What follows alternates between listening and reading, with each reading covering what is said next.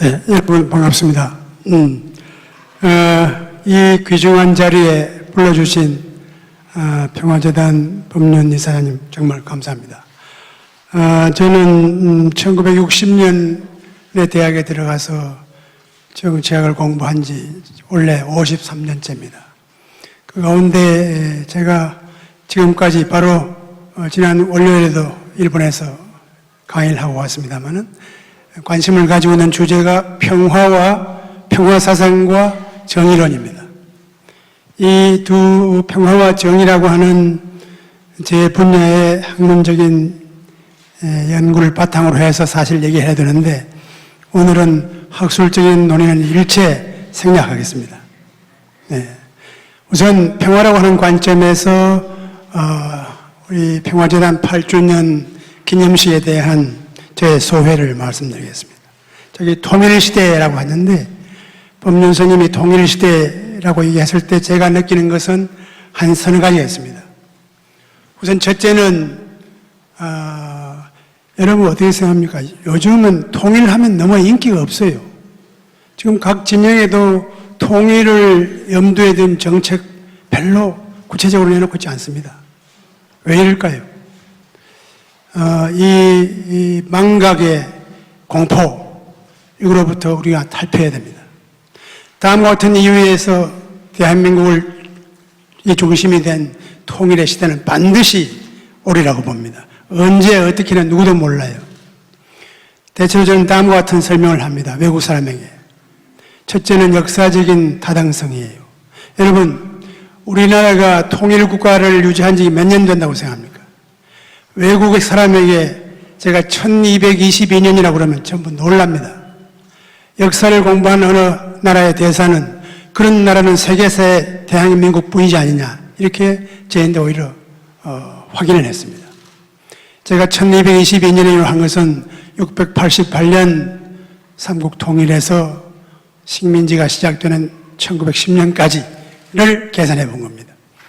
쉽게 말하면 1200년 동안 통일국가를 유지한 나라가 아직도 지금 분단 상태에 있습니다. 따라서 언젠가는 반드시 올 것이고 저는 예감이 이미 통일 과정은 시작되었고 It will happen to us someday. 들이닥칠 거라고 저는 봅니다. 그 다음에 둘째는 국제정치의 현실에서도 반드시 옵니다. 아까 우리 김 박사께서도 말씀하셨지만은 독일은 이미 베트남은 이미 37년 전에 통일이 됐습니다. 독일은 22년 전에 됐어요. 왜 대한민국이, 왜 한국이 통일 못합니까? 여러분, 지금 전 세계가 냉전이 다 붕괴됐어요. 마지막 남아있는 냉전 지역이 한반도입니다. 부끄럽지 않습니까? 이 중국의 97분의 1밖에 안 되는 이 자그마한 10만 평방미터 대한민국이 경제로서 13, 4위 하면서 베트남이 한, 독일이 한 통일을 왜 우리가 못합니까? 반드시 저는 우리라고 봅니다. 그리고 냉전을 극복하는 길이 결국 통일입니다. 통일 외에는 냉전을 극복할 길이 없어요. 북한이 존재하는 한 남남 갈등은 존재할 겁니다. 어떤 형태로든. 따라서 이래저래 이미 냉전으로 분단된 두 나라가 이룩한 것을 우리가 반드시 이루어내야 된다 하는 겁니다. 세 번째는 여러분 헌법 되게 다들 읽어보셨는지 모르지만 헌법 4조는 평화적 통일의 정책을 수립하고 추진한다고 되어 있습니다. 앞으로 12월 19일 대통령 될 사람은 그걸 의무입니다. 평화 통일 정책을 수립하고 추진을 해야 됩니다. 그래서 저는 2013년 외교 전략은 어떤 것인가 한번 생각해 보게 됩니다. 여러분, 우리는 지금 G2, 미국과 중국처럼 무슨 글로벌 외교 전략 이거 할 때는 아닙니다. 별로 설득력이 없어요. 지난 정권에 무슨 균형자 외교니 자주한 외교니 자위적인 얘기를 했지만 아무런 효과가 없었습니다. 그러나 우리가 외교사를 읽어보면 물론 작은 나라는 전략이 없어요. 그럼 우리는 뭡니까? G2도 아니고 작은 나라도 아니고 분명히 대한민국은 이미 중견 국가라고 봅니다. 중견국가면 중견국가에 맞는 외교 전략이 있어야 해요. 뭘까요? 저는 통일에 도움이 되는 외교 전략을 작성해야 된다고 봅니다. 통일이 도움이 되는 외교를 하려면 한중 관계를 지금 상태를 두어서는 안 됩니다. 한미 관계를 돈독히 하고 한중 관계를 강화하는 것은 어쩌면 모순 관계예요. 그 둘을 같이 한다는 것은 정말 절묘한 지혜와 엄청난 성숙을 필요합니다.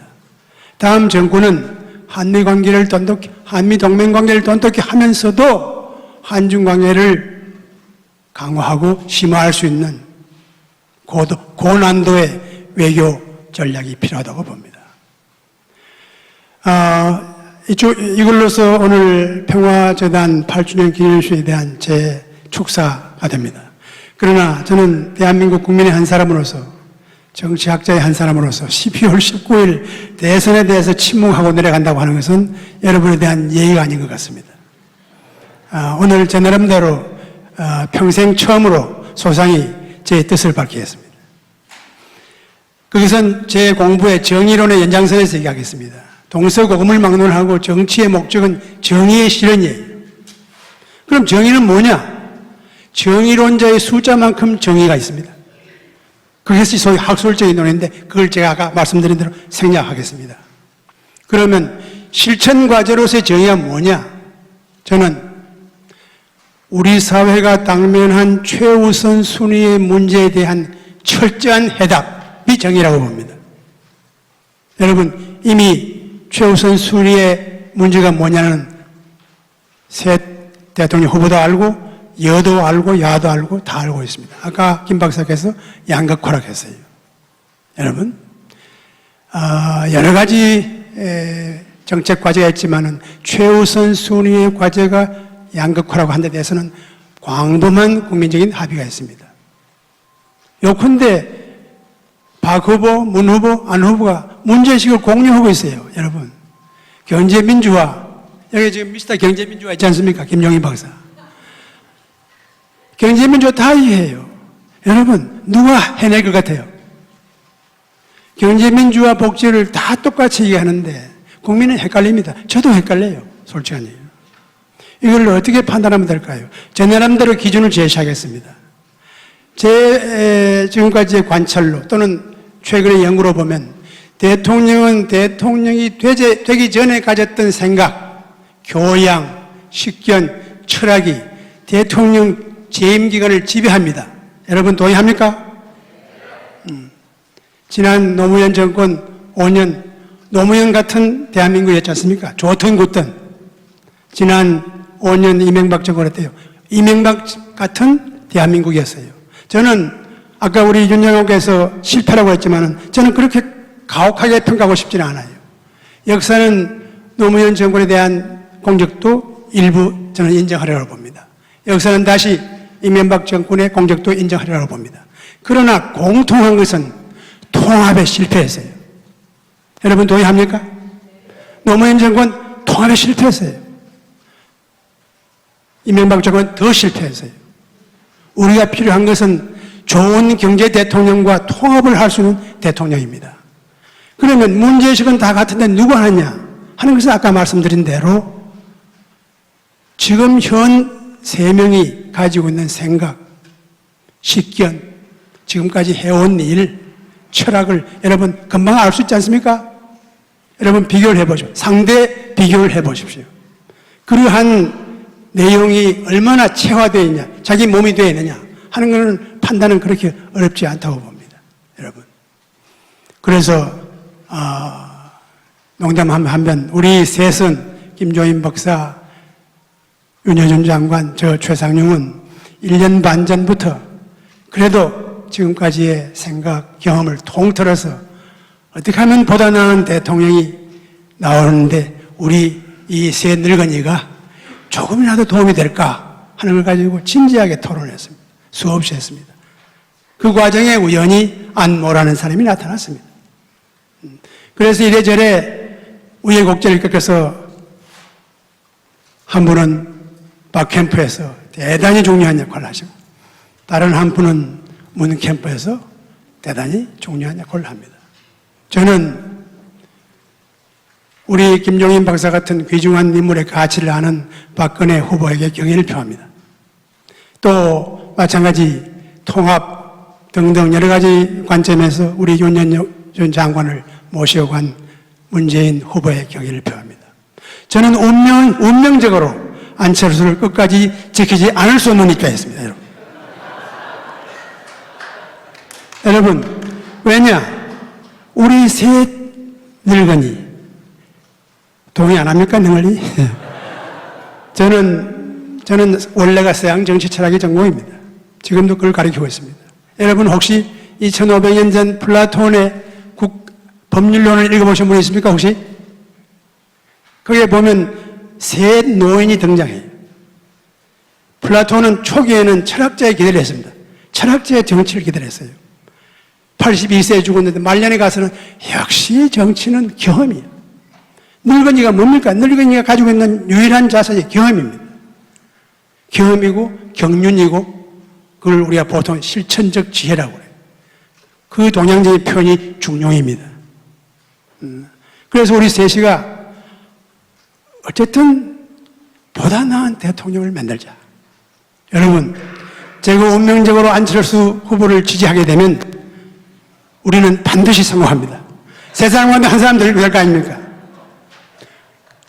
이미 우리 김종인 장관께서는 한 후보를 위해서 온몸을 던졌습니다.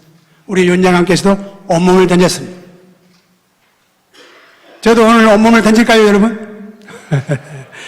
저는 보다 나은 경제 대통령감으로 세 분을 비교 평가하건대 저는 역시 안 후보가 적절치 않나 이렇게 지금 생각하고 있습니다. 그리고 통합. 저는 사실은 우리 김종인 박사를 모시고 가는 걸 보면 통합도 할 수 있지 않을까 싶어요. 얼마만큼 모시냐 앞으로 볼 겁니다. 제가 박 후보가 또 한 분. 그다음에 우리 문 후보가 혹시 대통령이 돼서 우리 윤 장관 같은 분을 어떻게 통합의 대상으로 모시고 또 대통령이 돼서 또 어떻게 할까 주목해서 볼 겁니다. 저는 지금 현재 판단해서 통합을 가장 자신만만하게 할 후보도 안철수라고 봅니다. 만약 그걸 거부하면 그에 대한 지지를 철수할 것입니다. 제가. 여러분 감사합니다.